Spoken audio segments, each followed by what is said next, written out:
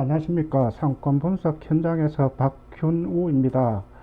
앞에서 제가 상업용 건물, 즉 상가에서는 그 최종 임차인이 상가를 사용할 때까지 그 과정에서 여러 단계의 상가 이해 관계자들이 있다고 말씀을 드렸는데, 오늘은 그 상가 취득, 즉 그 임대인 입장에서 어떻게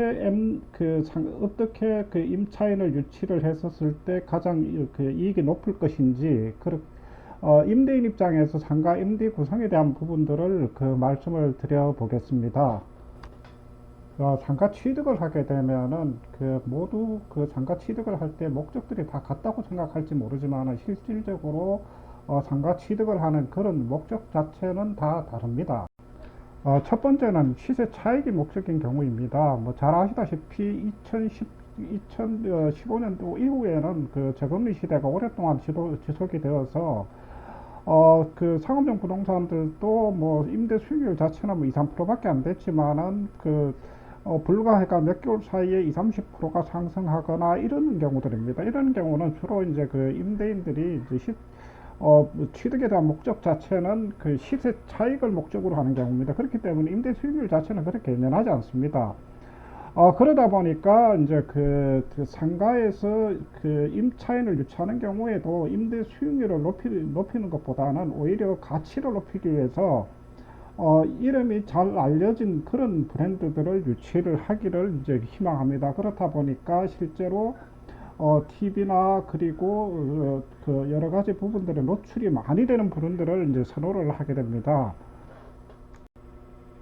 두 번째는 그 임대 수익을 목적으로 하는 경우입니다. 이거는 뭐 전통적으로 상가를 소유할 때에 사실은 가장 큰 그 임대인들의 목적들 중에서 하나인데, 이건 주로 이제 장기 보유를 통해서 안정적인 임대 수익을 얻을 목적을 가지고 있는 경우들이 많습니다. 그렇다 보니까 어, 그, 주로 이제 중간에서 나타나고 하는 부분들이 어떤 업종들에 들어와서 임대 수익이 어느 정도 된다고 하는 부분들만 그 집중적으로 이제 홍보를 하게 되는데, 오히려 이제 그 요즘 같은 불황기나 이런 경우들은 실제로 그 임대인들이 알아야 될 부분들은 임대 수익률보다는 장기적으로 안정적인 업종을 이제 유치하는 게 필요합니다.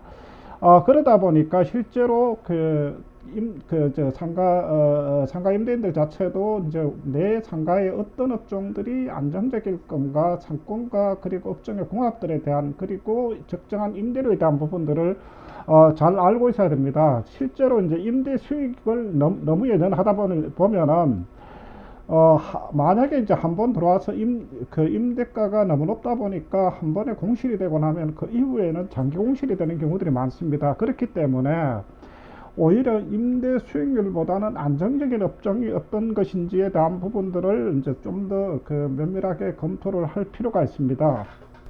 어, 세 번째는 그 신축 후 이제 매각이 목적인 경우인데, 이 경우는 이제 토지를 매입한 후 건축한 뒤 통상가 형태로 매각하거나 구분상가로 이제 분양을 하는 경우들입니다. 이제 첫 번째는 이제 신축 후 통상가로 매각하는 경우들인데, 이거는 아예 이제 그 매수자들이 어떤 사람들이 있을 거라는 거를 예상을 해서 아예 개발 시행사들이 이제 그 건축을 하는 경우들인데, 일반적인 상가일 수도 있지만 주로 이제 특수 목적의 이제 사옥들이나 그리고 여러 가지 이제 이거는 이제 사전에 이제 그 시행사들하고 그리고 그 매수자가 이제 조의를 해서 이거를 당신이 어느 정도의 이제 그 건축을 하면은 내가 어느 정도에 사주겠다고 하는 부분들을 사전에 이제 조의를 해서 진행을 하는 경우들인데, 뭐 이 부분들은 여러 가지들이 있습니다. 이제 예를 들어서 이제 교회들이나 그리고 병원들, 그리고 이제 여러 가지 특수한 목적들이 있는데, 실제로 지금과 같은 불황기는 실제로 잘 이루어지는 경우들이 많지는 않습니다. 그리고 이제 두 번째는 이제 구분상가의 분양이 목적인 경우인데, 이거는 이제 실제로 개발 시행사나 그리고 중간에 이해관계인들이 많이 걸려있기 때문에 수지 타산을 면밀히 따져보지 않으면 사실은 큰 손해를 볼 수도 있습니다. 건축 분양까지 이제 실제로 그렇게 위해서는 이제 분양까지 이제 비용 구조나 이런 부분들을 잘 계산을 하고, 그리고 회수가 어느 정도까지 시간이 걸릴 것이라는 부분들을 예상을 해야 되겠죠. 그래서 요즘 같은 경우에는 분양을 시작한다고 바로 분양이 이루어지지 않기 때문에 이제 선임대를 위해서, 선임대를 통한 뒤에 이제 분양을 하는 경우들이 일반적인데, 이때 실제로 상가 투자자들이 관심을 가질 만한 임대 수익률도 필요하지만, 앞서 말씀드렸다시피 이 상가가 어느 정도 가치가 있기 때문에 어떤 브랜드나 업종들이 이제 유치가 되었다고 하는 부분들을 나타내기 위해서 실제로 잘 알려진 브랜드나 업종들을 유치하는 게 전략적으로 필요합니다.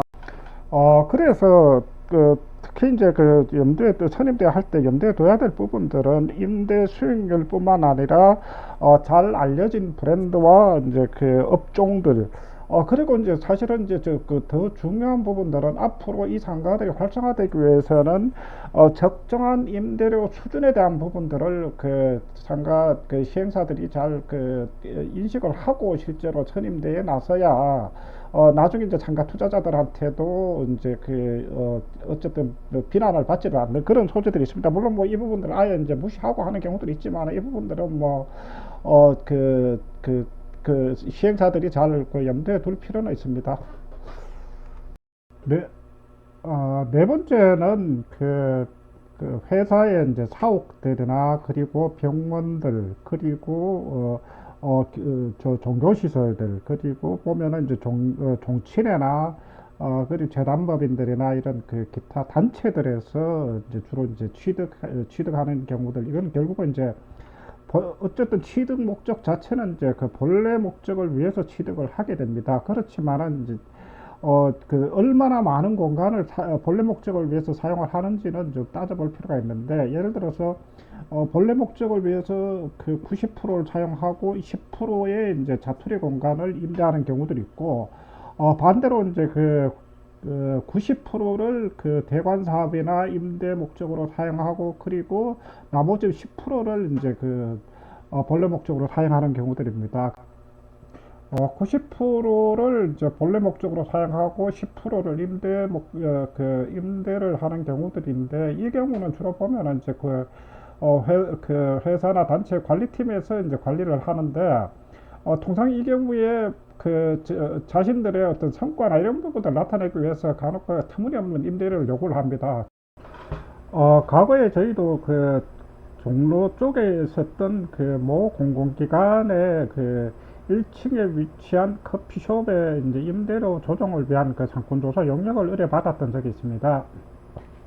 잘 아시다시피 이제 종로나 이제 청계천 쪽이 실제로 전국적인 광고 효과들이 뛰어나다 보니까 이제 카페나 이런 커피숍들이 플래그샵들이 상당히 많이 이제 진출해 있었습니다.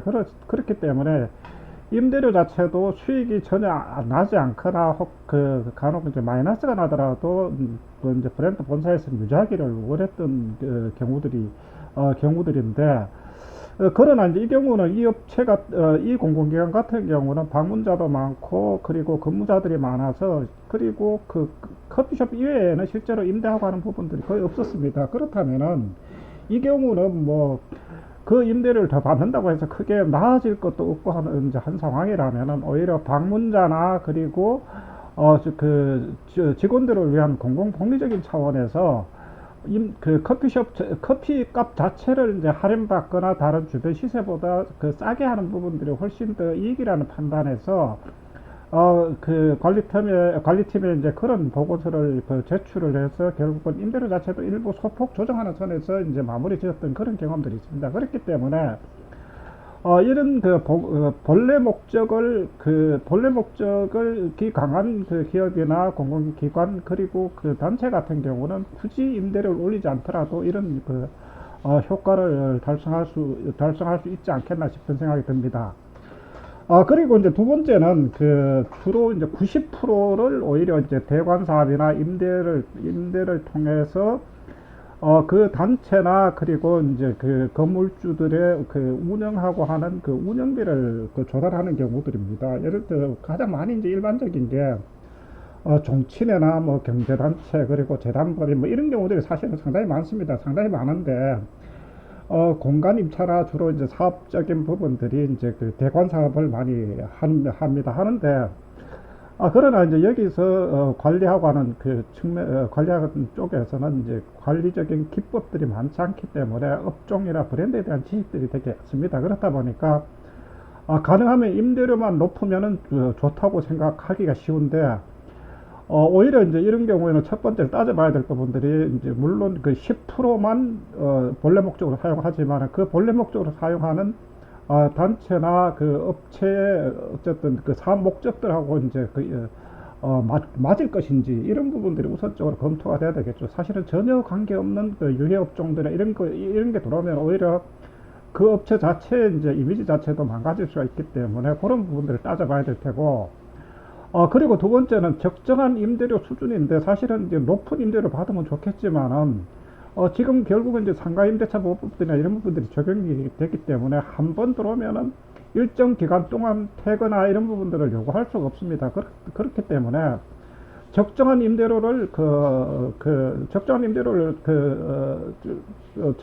적정한 임대료를 유지를 해서 오랫동안 유지하는 게 오히려 이제 그 단체나 그런 종치나 이런 쪽에서는 오히려 더 유리한 경우들이 있습니다. 그래서 간혹 가다 보면은 저희도 이제 과거에 이제 모 종친회에서 종친회 건물이 경매로 나와서 그 건물을 낙찰 받았던 회사에 제가 MD 구성에 대한 부분들을 자문을 했었는데, 사실은 너무 엉터리 부분들이 많았습니다. 그래서 그런 부분들이 있기 때문에 결국은 90%를 임대를 하더라도 본래 목적이 맞을 것인지, 그리고 두 번째는 오랫동안 임대 안정성을 유지할 것인지, 이 부분들이 오히려 높은 임대료보다는 더 중요하다는 그런 말씀을 드릴 수가 있을 것 같습니다.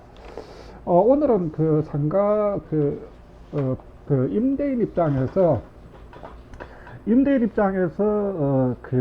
구성을 어떻게 하는 게 좋을 것인지에 대한 부분들을 한번 살펴봤습니다. 오늘은 이제 여기까지 하겠습니다. 감사합니다.